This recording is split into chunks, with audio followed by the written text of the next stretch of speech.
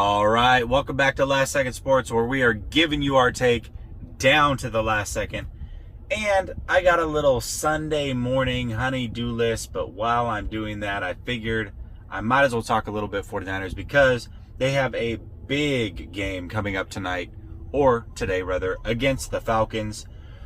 This one right here is so important for the Falcons because if they don't win this game, they're out of the playoffs. Their season is done. So I expect them to come out and do everything within their power to win this game. Here's the thing about the Falcons, though. I do not believe that they have a win against a team that is over 500. So, in my opinion, the 49ers should absolutely win this game. However, anything is possible. It is the NFL. And when Matt Ryan and Kyle Shanahan are involved, you just never know. I mean, we saw what happened in 2019. The 49ers easily should have won that game, and they didn't. So, maybe that means that this game is in the air. However, I will say this. I think the 49ers match up very, very well with the Falcons. The Falcons have trouble protecting Matt Ryan, and they do not get after the quarterback. Really, to me, that's a success, or a pattern, I should say, for the 49ers to win this game. That being said, some big guys are out for the 49ers. You got Azeez Al-Shaair out. You got Elijah Mitchell out. And Azeez Al-Shaair has kind of been the guy, the linebacker at least, even over Fred Warner, that has made this team tick. So the fact that he's out, I believe that the Falcons are going to be able to run the ball. I think with Davis and Patterson, they will be able to run the ball. And with that, anytime you can run the ball and control the clock, you got a chance. You got a chance to do things.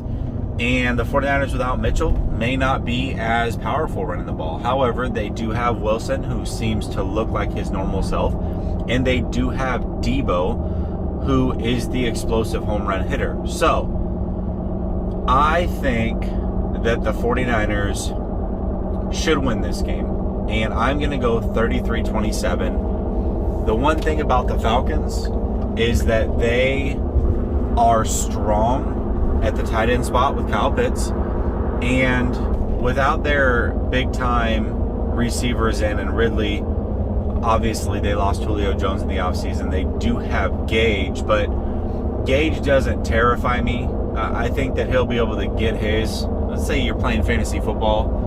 Gage should be pretty decent today. And in fact, I think I'm going against him in one of my money leagues, but I think he's going to be decent today because we know it. The 49ers secondary is meh at best. But they don't have a guy that's going to absolutely eat. You're not worried about a Devontae Adams going off or DeAndre Hopkins or somebody like that. So, with that being said, again, I am picking the 49ers to win 33-27. I look for it to be a tight game. I do not think that the 49ers cover that spread. I believe it's at 9 or 9.5. That's a huge spread for any team in the NFL. And, you know, I don't see the 49ers as being that good of a team to where they can just downright cover large spreads like that. I don't think that they're to that point.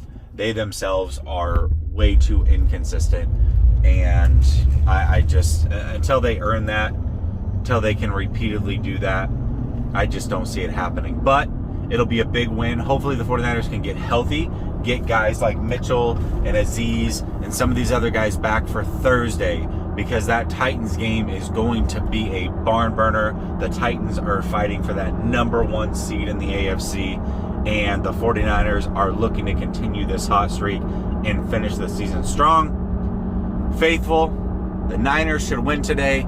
Feel good about it. And until Monday, I believe, I'm going to be on with Jackhammer.